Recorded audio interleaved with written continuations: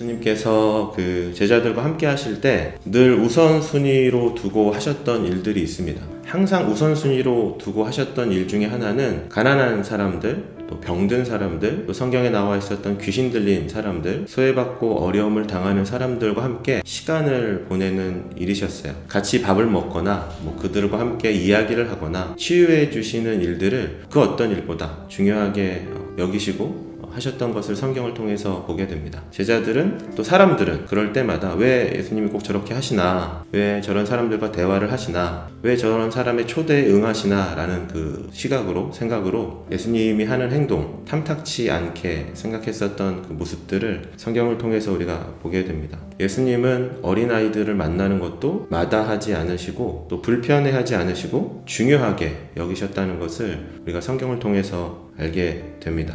제자들이 마음에 들어 하지 않았어요. 그 상황 자체가 제자들이 별로 마음에 들지 않았던 것 같아요. 그래서 13절 우리가 같이 읽었었던 말씀을 보면 꾸짖었다 라고 성경은 기록하고 있습니다. 제자들이 꾸짖었대요. 꾸짖었다라는 그 대상, 제자들이 누구를 향해서 이렇게 꾸짖었나를 생각을 해보면 크게 두 가지로 생각할 수 있을 것 같아요. 첫 번째는 그 어린아이들을 데리고 온 사람들을 향해서 제자들이 화를 내고 짜증을 내고 꾸짖었다 라고 성경을 통해서 우리가 알게 됩니다. 예수님이 말씀을 가르쳐 주시고 율법에 대해서 말씀해 주시고 제자들한테 이것만큼 지금 중요한 시간이 없고 이 말씀을 들으러 수많은 사람들이 지금 예수님 곁에서 예수님의 말씀을 듣고 있는데 제자들이 생각했을 때 별로 의미 없어 보이는 아이들을 데리고 와서 예수님의 사역을 방해한다고 생각했기 때문에 제자들은 아이들을 데리고 온 부모 혹은 그런 사람들에게 꾸짖었다라고 성경을 통해서 우리가 알게 돼요. 예수님에게도 화가 난 것 같아요. 예수님을 꾸짖었다라고 이렇게 단정지어서 얘기할 수는 없지만 예수님에게조차 짜증이 좀 난 거라고 우리가 생각할 수 있을 것 같아요. 가르침이 한창 진행 중인데 그 가르침을 멈추고 지금 당장 중요한 일이 복음을 가르치고 말씀을 가르치고 율법에 대해서 가르치시는 것이 중요한데 지금 예수님 뭐 하시는 거야? 라는 생각을 가지고 예수님에게도 짜증을 내고 화를 낸 것으로 우리가 이해할 수 있다는 거예요. 제자들의 우선순위는 하나님의 말씀을 듣는 일이었습니다. 귀한 일이죠. 제자들의 우선순위는 율법을 제대로 배우는 거였어요. 그것보다 귀한 일이 어디 있습니까? 그런데 예수님의 생각은 완전히 달랐다는 거예요. 예수님과 제자들의 우선순위가 달랐다는 겁니다.